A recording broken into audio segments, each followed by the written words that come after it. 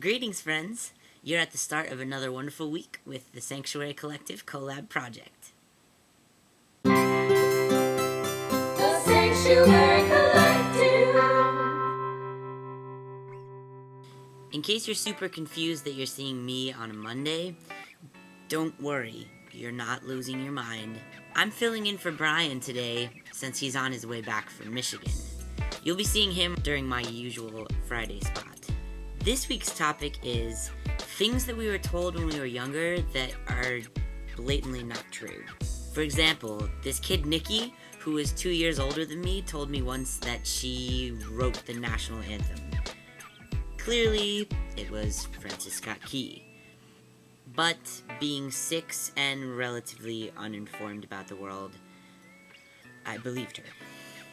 Part of where this topic gets tricky for me, though, is that some of the things that I were told that I later found out were really not true, I don't think that the people telling me knew that it was untrue themselves.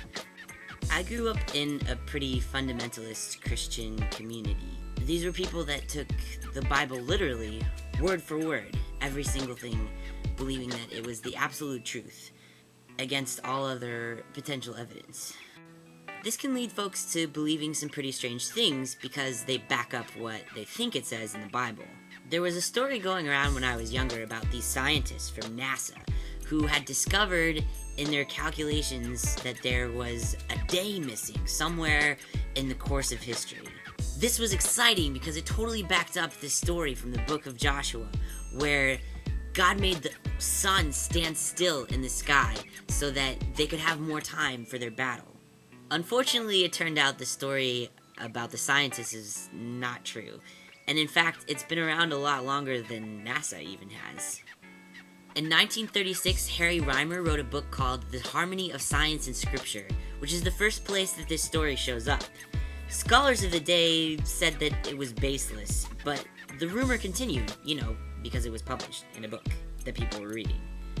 The story was revived again 40 years later in Harold Hill's How to Live Like a King's Kid in 1974. Harold Hill claimed to have worked at NASA, but was in fact just a contractor to service their electrical generators. It got revived once again when I was younger through the modern marvel of the internet. NASA's gone on record saying that there's no way this legend is true, since they have no need to predict 1,000 years in the future or in the past, which is what would have need to happen for them to have discovered there was a day missing so long ago.